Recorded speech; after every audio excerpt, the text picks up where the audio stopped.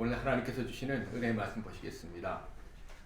신약성경 마가복음 14장 22절에서 31절 말씀입니다. 마가복음 14장 22절에서 31절 말씀. 오늘은 교독하도록 하겠습니다. 한 절씩 교독하겠는데요. 제가 읽고 여러분이 읽고 이렇게 교독하겠습니다. 그들이 먹을 때 예수께서 떡을 가지사 축복하시고 떼어 제자들에게 주시며 이르시되 받으라, 이것은 내 몸이니라 하시고 또 잔을 가지사 감사하기도 하시고 그들에게 주시니 다 이를 마시매 이르시되 이것은 많은 사람을 위하여 흘리는 나의 피 곧 언약의 피니라. 진실로 너희에게 이르노니 내가 포도나무에서 난 것을 하나님 나라에서 새 것으로 마시는 날까지 다시 마시지 아니하리라 하시니라. 이에 그들이 찬미하고 감람산으로 가니라.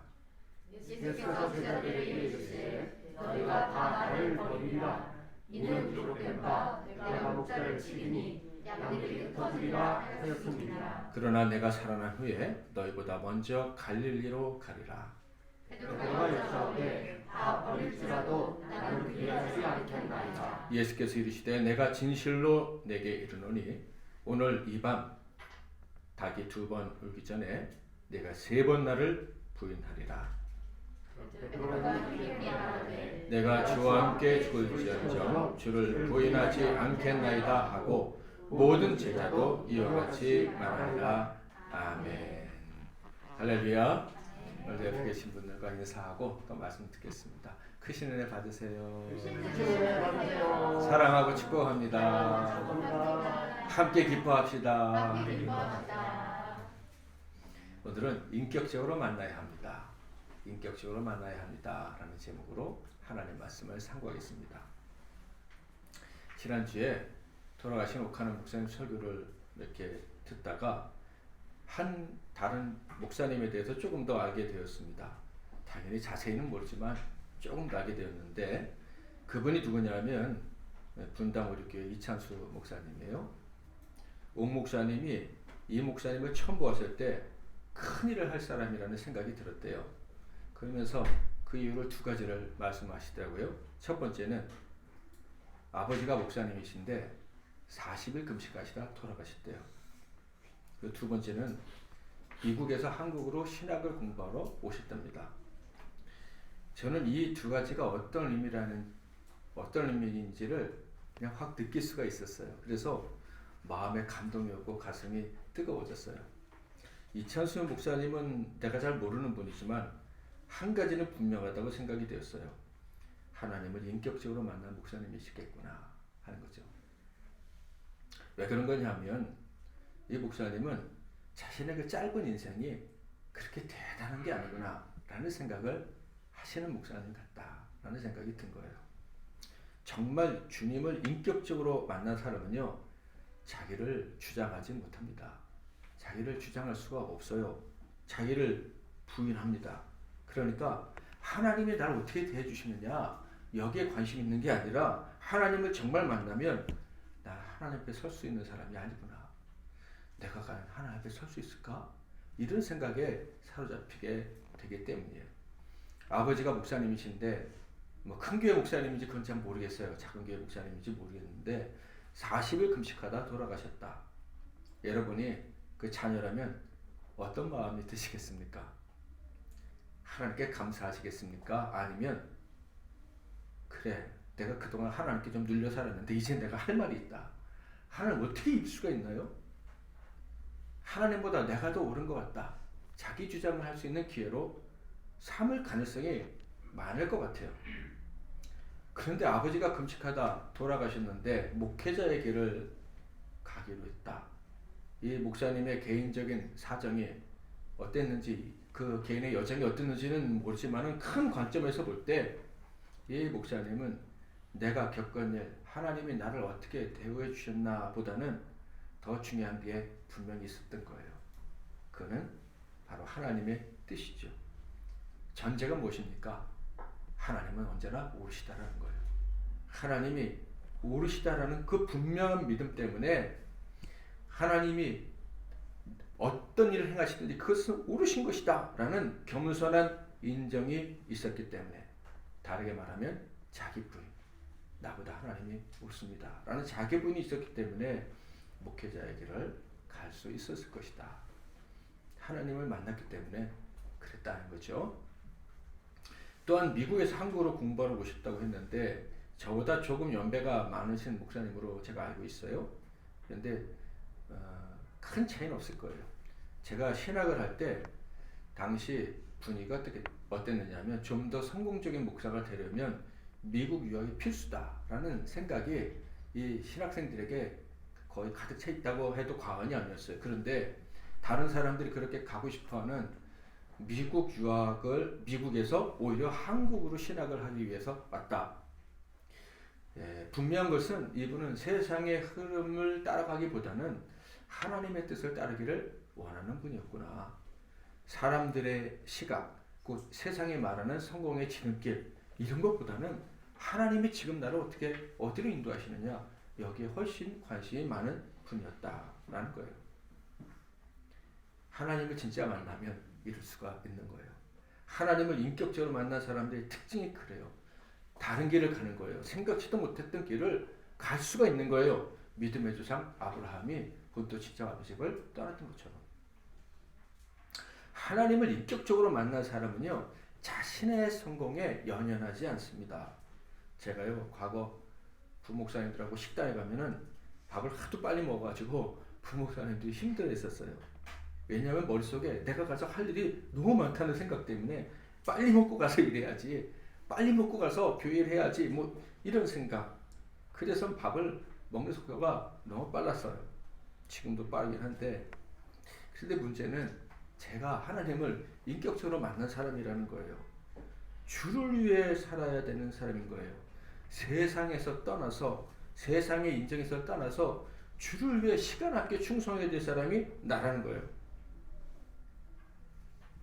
그런데 단지 좀 더 큰 교회, 좀 더 성공을 위해서 내가 살아간다? 심지어 그렇게 살 때 불의한 자들, 자신의 안위를 위해서 쉽게 타협하는 자들, 그런 사람들과 의미 없는 수많은 시간들을 허비하면서도 나를 발전시키고 성공시킬 수 있다? 이런 생각이 저를 견딜 수 없게 만들었죠. 있을 수 없는 일이에요. 어느 날 죽으면 죽었지 이건 안 되겠구나 하는 생각에 새로운 도전을 하게 되었고, 지금도 조금의 후회가 없어요. 우리 교회와 우리 성도들에게 내가 진정 원하는 것이 무엇일까? 그리고 더 이전에 하나님이 원하시는 게 무엇일까? 기도하면서 생각을 해봤어요. 변함없이 그는 모두가 하나님을 인격적으로 만나는 거예요. 우리 교회가 하나님을 인격적으로 만나고 성도 한 사람 한 사람이 하나님을 인격적으로 만나는 거예요. 그래서 인격적으로 하나님을 만나는 순간 어떻게 돼요? 나를 위해 살 수는 없는 거예요. 그래서 우리 교회 주제가 고린도서 10장 31절이잖아요. 먹든지 마시든지 무엇을 하든지 하나님의 영광을 위하여 하라. 주님을 만난 참된 신자가 내 인생이 초라해서, 내 인생이 초라해질까봐 벌벌 떨면서 시간을 낭비할 수가 없어요. 내가 지금 하나님의 뜻에 순종했는데 이것은 모든 것을 잃어버리는 일일 수도 있어. 그것 때문에 갈까 말까 주저주저하면서 세월을 허비할 수는 없어요. 왜냐하면 주님을 만난 참된 신자는 이미 자기가 죽은 사람이라는 것을 너무나도 잘 알기 때문이에요. 주님이 십자가에서 죽으실 때 나도 같이 죽었잖아요. 내가 내 혈과 욕심은 거기에 십자가에 못 박았잖아요. 세상의 야망은 거기다 못 박았잖아요. 아멘. 그리고 주님이 부활하실 때 하나님 영광만을 위해 사는 존재로 주님과 함께 주님의 생명을 가지고 다시 태어난 거예요. 십자가에서 주님이 죽으실 때 내가 죽었다는 것을 안다면 그는 나는 이미 죽은 자다, 죽어 마땅한 자라는 것을 아는 사람인 거예요. 에베소 2장 1절 바울이 그랬죠. 그는 허물과 죄로 죽었던 너희를 살리셨도다. 왜 죽어요? 죄 때문에 하나님의 진노 아래 있기 때문에 죽는 거예요. 로마서 1장 18절 하나님의 진노가 불의로 진리를 막는 사람들의 모든 경건하지 않음과 불의에 대하여 하늘로부터 나타나나니. 이렇게 하나님 앞에서 늘 불순종하고 부족하게 그지없는 그런 나를 위해서 주님이 죽으셨고, 옆에 있는 형제 자매를 위해서 주님이 죽으셨고, 세상의 수많은 사람들을 위해서 주님이 죽으셨다는 것을 아는 거예요. 주님을 인격적으로 만난 사람은 절대 이 사실을 잊을 수가 없어요. 그래서 하나님을 인격적인 그런 관계 속에서 만나고 교제하는 사람은요, 어떻게 살아갑니까? 하나님과 그리고 내가 만나는 모든 상황들, 모든 사람들 앞에서 겸손하죠. 그리고 모든 사람들을 불쌍히 여길 줄 압니다. 너도 나와 같이 죽어 마땅한 인생인데, 보잘것없는 인생인데 내가 주님 앞에 온 것처럼 당신도 주님 앞에 왔군요. 내가 은혜를 받은 것처럼 당신도 은혜를 받았군요. 그래서 어떤 사람이든지 사랑하고 넓은 가슴으로 끌어안고 같이 가는 거예요. 세상의 모든 죄인들이 십자가 사랑, 예수의 은혜 때문에 희망이 있다는 사실을 알고 그것을 전하는 것이 인생의 가장 큰 목적인 줄 알고 살아가는 거예요. 예수께서 잡히시던 날, 십자가에 달리시던 날, 유월절 양 잡는 날에 성만찬을 하루 앞당겨 거행하셨죠. 유월절 음식을 드셨어요. 그때 주님은 내 살과 피를 먹으라 하면서 주셨습니다. 곧 있으면 완전히 찢겨진 그 자신의 살과 한 방울도 남기지 않고 다 흘릴 그 피를 상징하는 떡과 포도주를 주신 거죠. 자, 22절 23절 한번 같이 읽어볼까요? 시작.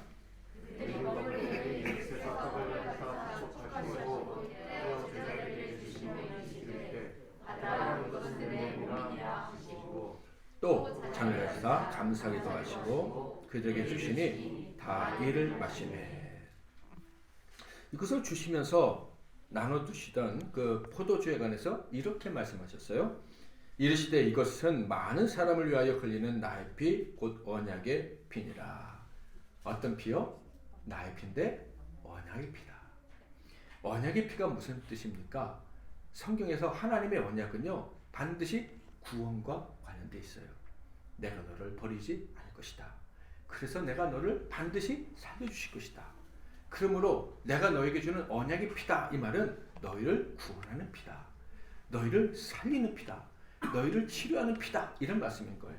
자, 그렇다면 그 살리는 피, 치료하는 피, 구원하는 피를 마시는 제자들의 상태는 어떤 상태예요? 죽었거나 죽어가거나 병들거나 분명 그것은 심각한 상태에 있는 거예요.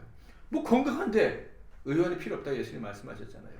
살아있는데 치료할 필요가 없는데 언약의 피, 살리는 피, 치료하는 피를 주실 필요가 뭐가 있겠어요. 그러니까 제자들의 상태는 절대적인 하나님의 구원이 필요한 때, 치료가 필요한 상태였다라는 거예요. 그런데 제자들은 자신들의 그런 상태를 알았나요? 몰랐나요? 알지도 못했고 인정하지도 않았어요. 그들은 스스로 자신들을 지켜낼 자신이 있었어요. 멋지게 살아갈 수 있다고 생각했어요. 주님의 제자로서, 그리고 주님이 왕이 되시면 그날의 개국공신으로서 아주 잘할 수 있다, 이런 생각에 사로잡혀 있었어요. 그래서 예수님이 너희 중에 나를 판 자가 있어, 배신할 자가 있어 할 때 뭐라고 그랬어요? 나는 아니죠. 나는 아니죠. 그러고 나서 좀 있다가 우리들 중에 누가 가장 높은 자리에 올라갈까 싸움까지 했잖아요. 특히 베드로는 어떤 상태였습니까? 만찬 이후에 감람산으로 올라가실 때 예수님이 너희들이 다 나를 버릴 거야 라는 예언은 성취됐다. 그러니까 예수님이 그냥 말씀하신 게 아니라 성경에 예언된 대로 너희들이 다 나를 버릴 거야, 이렇게 말씀하셨어요. 그러자 베드로가 뭐라 그래요? 베드로가 여짜오되 다 버릴지라도 나는 그리하지 않겠나이다. 주님이 지금 뭐라 그러셨다고요? 어디에 있는 말씀이라고요? 자, 27절 같이 한번 읽어보겠습니다. 시작. 너희가 다 나를 버리리라. 이는 기록된 바 내가 목자를 치리니 양들이 흩어지리라 하였음이니라. 기록된 바가 뭐예요? 성경에 있는 대로 하나님의 말씀에 너희들이 나를 버릴 거라고 예언되어 있어. 그런데 베드로는 그래도 아니라는 거예요. 베드로는 하나님의 말씀 권위를 인정하는 사람이었잖아요. 적어도 그렇게 보이는 사람이었잖아요. 그런데 결정적인 순간이 되자 하나님 말씀보다 자기 생각이 더 중요한 거예요. 내 입장이 더 중요한 거예요. 하나님 말씀보다 내 뜻이 더 힘을 발휘할 수 있다는 이런 만용에 다름이 없는 이런 말을 하는 자가 되었다. 주님이 네가 오늘 나를 닭이 울기 전에 부인할 거다라고 말씀하셨지만 이 자신감 가지고 어디까지 갔어요? 재판정까지 갔어요. 예수께서 이르시되 내가 진실로 내게 이르노니 오늘 이 밤 닭이 2번 울기 전에 내가 3번 나를 부인하리라. 베드로가 힘있게 말하되 내가 주와 함께 죽을지언정 주를 부인하지 않겠나이다 하고 모든 제자도 이와 같이 말하니라. 주님은 이런 수준에 있는 제자들을 향해서 만찬이 끝나고 감람산으로 가실 때 의미심장한 말씀을 하셨어요. 25절 26절은 같이 읽겠습니다. 시작. 진실로 너희에게 이르노니 내가 포도나무에서 난 것을 하나님 나라에서 새 것으로 마시는 날까지 다시 마시지 아니하리라 하시니라. 이에 그들이 찬미하고 감람산으로 가니라. 보통 6월절에는요 포도주를 4잔을 마셨다 그래요. 그래서 주님은 이제 4번째 잔을 드시고 이 말씀을 하셨을 것이다 라고 생각이 되는데, 예수님이 이 말씀하신 것의 직접적인 의미는 다시는 6월절 음식을 이제 내가 안 먹을 거야. 만약에 음식을 먹게 된다면 완전히 새 것을 먹을 거야. 언제요? 하나님 나라가 임할 때. 그러니까 지상의 삶이 끝나고 새 예루살렘이 내려올 때 완전히 새로운 음료, 그러니까 이 포도에서 나온 이 포도주 같은 그런 게 아니라 포도주라고 할지라도 완전히 체질이 바뀐 완전히 새로운 특별한 잔치가, 진짜 잔치가 되게 하는 그런 음료를 마실 것이다 라는 우리가 상상할 수 없는 엄청난 말씀을 하신 거예요. 그렇다면 실제적으로는, 직접적으로는 이게 무슨 뜻이냐면 새 나라가 임할 것이다 라는 예언과 함께 오늘 내가 그 나라를 너희에게 주기 위해서, 그 나라에서 너희들과 함께 먹기 위해서 십자가에서 죽어 피와 살을 다 쏟아낼 것이다, 이런 말씀. 이 강력한 어조로 말씀하셨는데요. 내가 결단코 마시지 않겠다 할 때 이게 헬라어로 강력한 뜻이에요. 절대 마시지 않겠다. 이 말은 내가 반드시 죽겠다, 반드시 너희를 죽을 거야, 이런 뜻인 거예요. 자, 주님은 이제 다시는 6월절 음식을 잡수시지 않겠다 했는데, 그렇다면 제자들도 먹지 말라는 말이셨을까? 그건 아니죠. 자, 누가복음 22장 19절 시작. 또 떡을 가져 감사 설명하시고 떼어 그들에게 주시며 이르시되 이것은 너희를 위하여 주는 내 몸이라.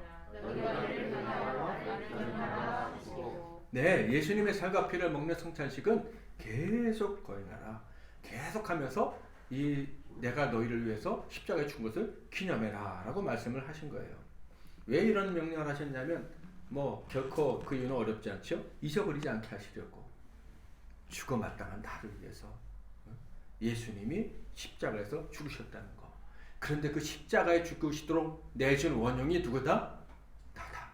주님을 부인하고 주인을 배신하고 도망간 우리가 바로 예수를 죽인 원흉이다. 이것을 기억하게 하시려고 계속 성찬식을 하라고 명령을 하신 거예요.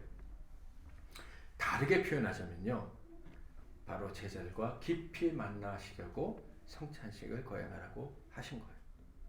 인격적으로 만나고 싶으셔서, 언제나 인격적으로 만나고 싶으셔서 성찬식을 계속 거행하라 말씀을 하신 거예요.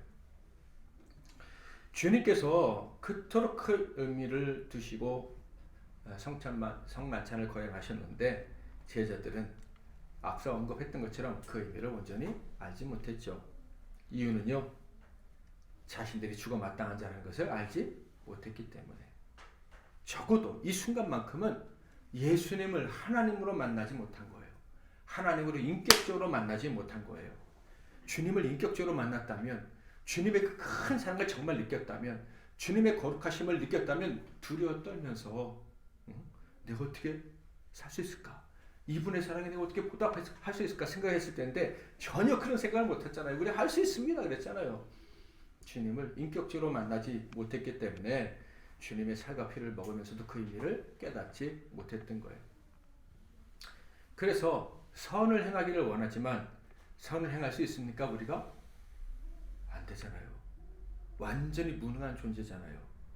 사도 바울이 이렇게 말했어요. 사도 바울이 뭐 예수 죽이러 다닐 때 이런 소리 한 게 아니라 사도 바울이 위대한 사도를 인정받을 때 이런 소리 했어요.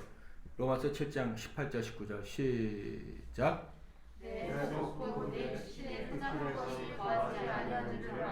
원함은 내게 있으나 선을 행하는 것은 없노라.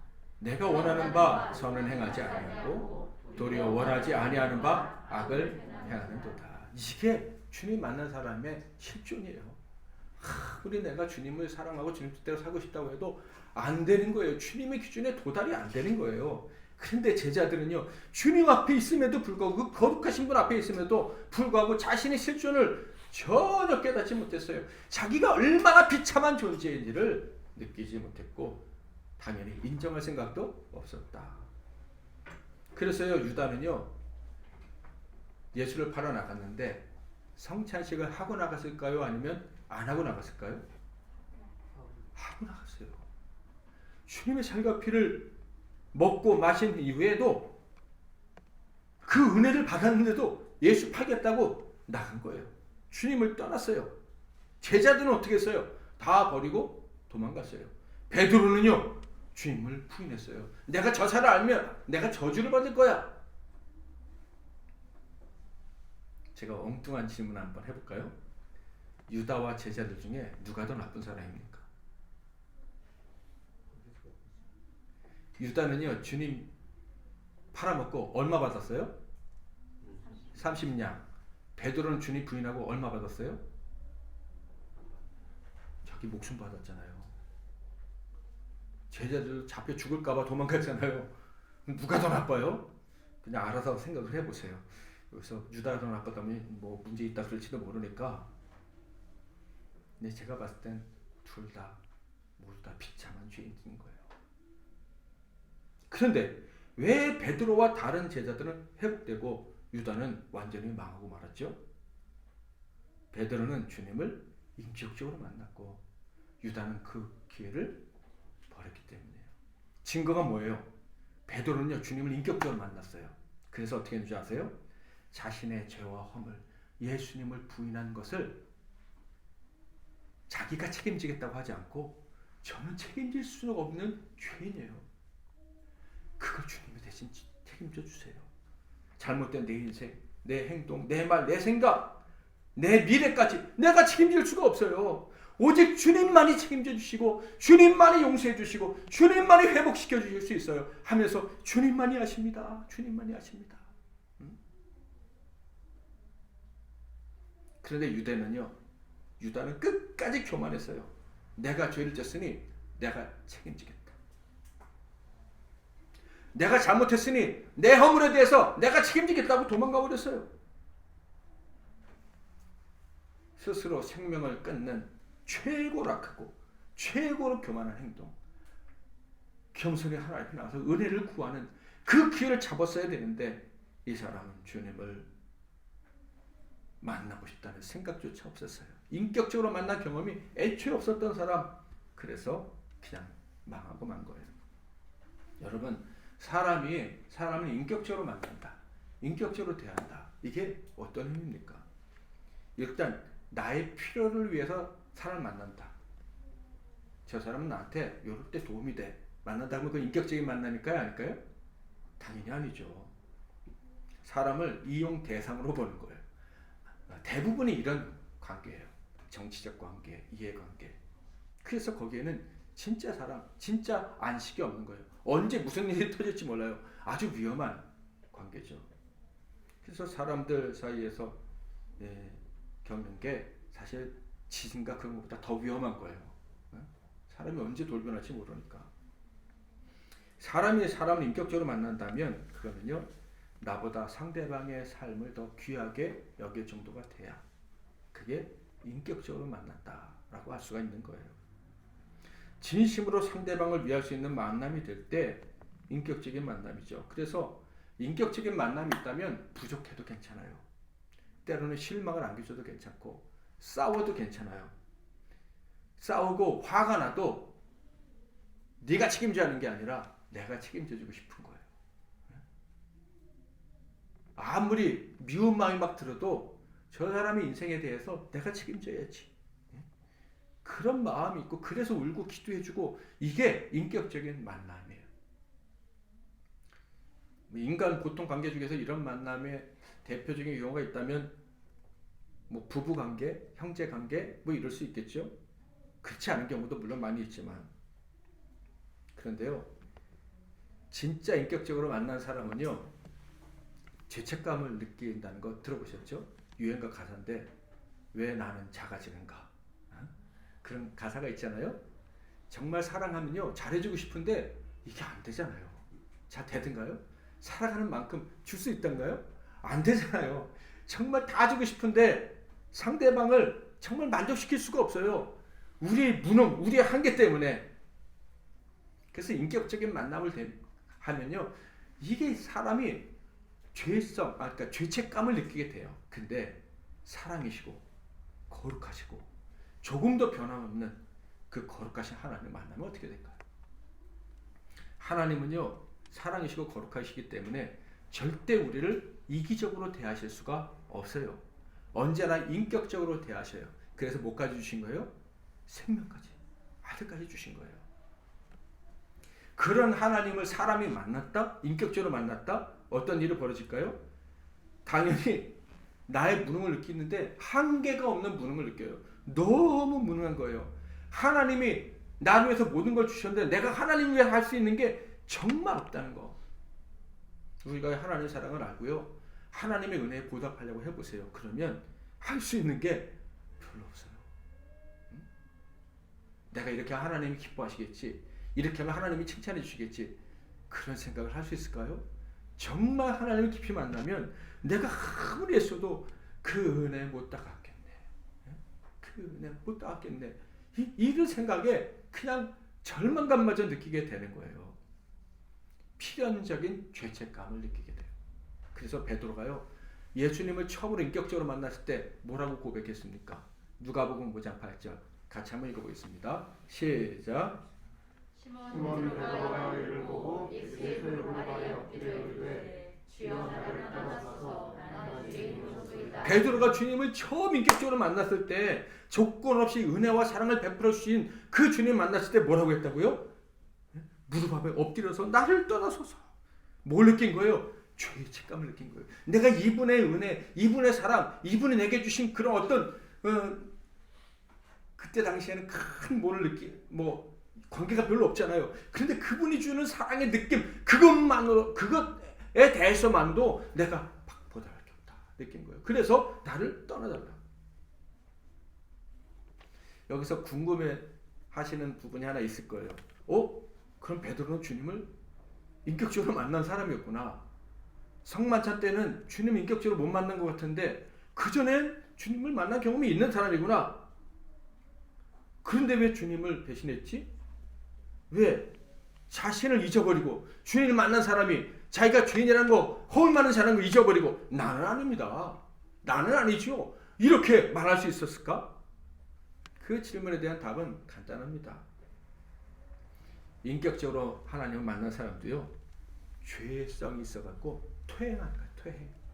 뒤로 거꾸로 가는 경우가 허다한 거예요. 망각하는 거예요. 내가 얼마나 은혜를 입었는 사람이지, 내가 얼마나 큰 죄인이었는지, 하나님의 은혜는 없으면 아무것도 안 되는 사람이라는 걸 쉽게 잊어버린다는 거예요. 아까 우리 집사님도 기도하셨지만 쉽게 잊어버려요. 그래서 예수님이 뭐라고 하셨다고요? 기념하라. 성찬식을 계속 해야 돼. 계속 해야 돼. 살과 피를 먹고 마실 때마다 내가 너희를 위해서 죽었다는 거, 너희가 나를 죽였다는 사실, 내 앞에서 너희가 얼마나 큰 작은 자인 건지 늘 기억하라 말씀을 하신 거예요. 그래서 우리는 성찬식을 할 때마다 내가 얼마나 큰 죄인인지를 기억하려 하는 거예요. 처음 주님을 인격적으로 만났을 때 그 첫사랑을 경험했을 때 내가 주 앞에서 얼마나 큰 죄인인지를 알았던 거. 죽어 마땅한 나를 살리셨구나. 다시 새로운 인생을 살게 하셨구나. 내게 다시 기회를 주셨구나. 그것을 다시 기억하고 눈물로 주님의 살과 피를 먹을 수 있어야 되는 거예요. 다음 주에 성찬식이 있는데요. 정말 주님 인격적으로 만나는 성찬식이 되게 해달라고 기도로 준비하시면 좋겠어요. 아멘. 저와 여러분, 우리 모두는 진심으로 하나님과 우리가 함께 기뻐하는 교회를 꿈꾸면서, 건강한 교회 꿈꾸면서 여기까지 왔어요. 정말 다른 교회가 되기를 바라면서 왔어요. 근데 그게 가능할까? 아니면 결국 똑같은 교회, 아니 더 부족한 교회로 끝날까? 그런 생각 안 해보십니까? 그 결과는 오직 한 가지 조건에 의해 결정할 것이다. 저는 그렇게 생각해요. 그것은 우리 모두가 하나님을 인격적으로 만났는가, 만나지 못했는가. 만났는데 혹시 퇴행한 채로 머무는가, 아니면 다시 날마다 주의 십자가 앞에 나아감으로 또다시 회복되고 또다시 주님을 인격적으로 만나고, 그래서 철저히 나를 부정하고 주님만을 높여드리고 나와 다른 성도들을 다 불쌍히 여길 줄 알고 같이 아파하고 그리고 품을 수 있는 그런 사랑이 있느냐, 그것으로 결정이 날 것이다 라고 생각을 합니다. 주님은 이미 저와 여러분을 위해서 십자가에서 죽으셨습니다. 그리고 우리를 살리시기 위해 부활하셨습니다. 이 사실은 변하지 않습니다. 남은 것은 이렇게 주님이 죽기까지 우리를 사랑하신 은혜를 또다시 기억하고 그 사랑에 또다시 몸둘 바 몰라 하고 눈물로 감사하고, 그리고 그 은혜에 온전히 헌신할 때 하나님의 영광만을 높이기 위해 헌신하며 살아가는 거예요. 이런 교회, 이런 성도, 이런 은혜로운 공동체, 우리 함께 기뻐하는 교회가 되기를 축복합니다. 우리의 힘, 우리의 인격, 우리의 의지 불가능해요. 우리 젊은이들이, 우리 집사님들, 우리 권사님 집사님 너무 좋으셔요. 너무 좋은 인격을 가진 우리지만, 그러나 그럼에도 불구하고 교회는 우리 힘으로 안 되는 거예요. 우리 모두가 주님의 그 인격 앞에 매일 나가서 부딪히고, 그래서 또 깨지고 주님을 높여드리기를 원하는 이 감격이 늘 있어야 정말 하나님이 기뻐하시는 교회가 될 줄 믿습니다. 여러분 인격적으로 만나셨습니까? 그렇다면 그것을 잊지 않기 위해서 매일 주님 앞에 나아가시고, 혹시 못 만나셨다면 부르시면 만나주겠다고 하시면 그 주님 앞에 이번 기회에 기도 기간에 열심히 기도하셔서 주님을 꼭 인격적으로 만나는 그런 은혜가 있기를 주님의 이름으로 축복합니다. 이르시되 이것은 많은 사람을 위하여 흘리는 나의 피 곧 언약의 피니라. 진실로 너희에게 이르노니 내가 포도나무에서 난 것을 하나님 나라에서 새 것으로 마시는 날까지 다시 마시지 아니하리라 하시니라. 아멘.